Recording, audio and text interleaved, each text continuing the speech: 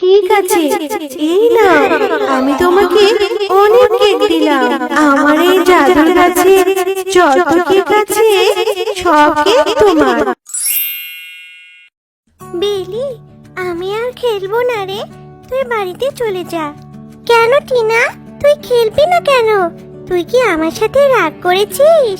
না রে বেলি, রাগ কেন করব?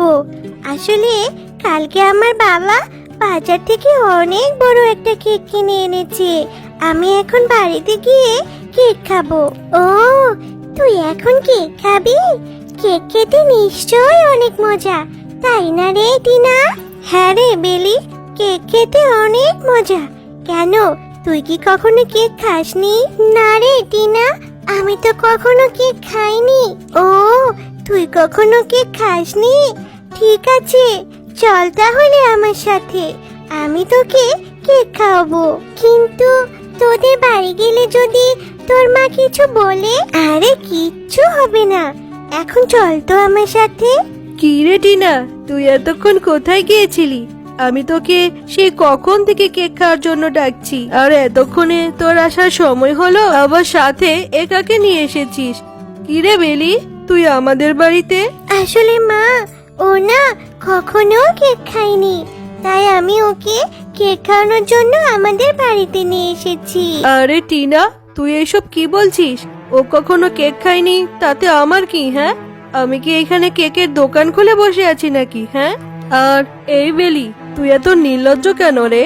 টিনা বলল আর তুইও চলে এসেছিস কেক খাওয়ার জন্য। হ্যাঁ রে, তোর মাকে বলতে পারিস না টাকা দিয়ে কেক কিনে খাওয়াতে? আর তোর মা কেক কেনার টাকাই বা কোথায় পাবে? তোরা তো গরিব, কোন রকম দুবেলা দুমুঠো খেতে পারিস কিনা কে জানে। আবার কে, আচ্ছা তোরা ছোট লোকরা এত লোভী হোস কেন বলতো? কাকিমা, আমি তো একটু কেকই খেতে চেয়েছিলাম, তাই বলে তুমি আমাকে এরকম ভাবে বলতে পারলে? আর আমি তো নিজের ইচ্ছায় আসিনি, টিনা বলল তাই আমি এলাম। ঠিক আছে কাকিমা, আমি চলে যাচ্ছি, আর কখনো আসবো না তোমাদের বাড়িতে। হ্যাঁ, যা যা, আর কখনো আসবি না, আসলে তোর ঠ্যাং ভেঙে দেব। যত সব ছোট লোকরা যে কোথা থেকে আসে। বেলি, বেলি যাস না, যাস না বেলি, আমার কথাটা তো শোন একটু। আরে টিনা, তুই আবার ওকে কেন ডাকছিস? ওই ছোট লোকটাকে যেতে দে তো এখান থেকে। মা, তুমি চুপ করো, তুমি খুব বোঝা, তুমি জানো না বেলি আমার বেস্ট ফ্রেন্ড। ঠিক আছে, তুমি বেলিকে কেক খেতে দিলে না তো, তাহলে আমিও কেক খাবো না। তোমার কেক তুমিই খাও, আমি চললাম, আর তুমি আমার সাথে কথা বলবে না। আরে টিনা, কোথায় যাচ্ছিস? দাঁড়া মা, যাস নে মা। কি রে বেলি, তুই এভাবে মন খারাপ করে বসে আছিস কেন? কি হয়েছে তোর?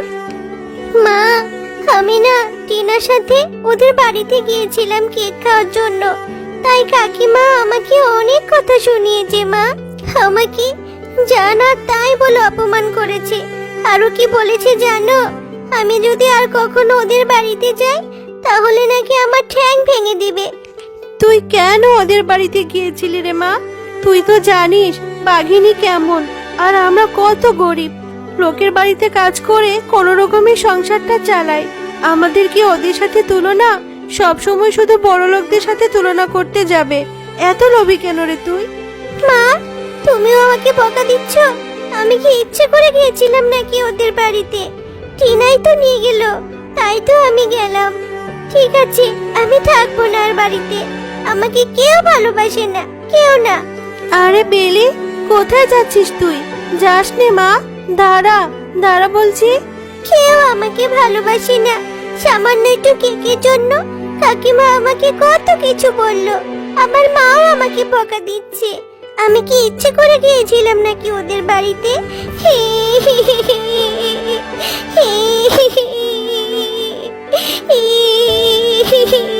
বেলি, তুমি কাঁদছো কেন? তুমি আর কেঁদো না, তোমার মা তোমাকে ভালোর জন্যই বকা দিয়েছে। তবে তুমি কোনো চিন্তা করো না, তুমি কেক খেতে চাও?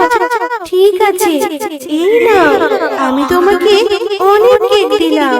আমার এই জাদুর গাছে যত কেক আছে সব কেক তোমার, আর এই গাছের কেক কখনো শেষ হবে না।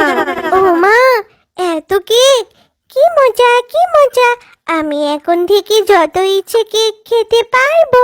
হি হি। আরে এই কেক কখনো শেষ হবে না। কি মজা, কি মজা, কি যে মজা লাগছে আমার। কি রে বেলি, তুই এখানে এসে বসে আছিস কেন? সেই কখন থেকে তোকে ডাকছি। তাড়াতাড়ি বাড়ি চল মা, আর রাগ করে থাকিস না। মা, মা, দেখো না, আমার এই গাছটাতে কত কেক ধরেছে। এই জাদুর গাছ আমাকে এই কেকগুলো দিয়েছে আর বলেছে এইগুলো নাকি কখনো শেষ হবে না।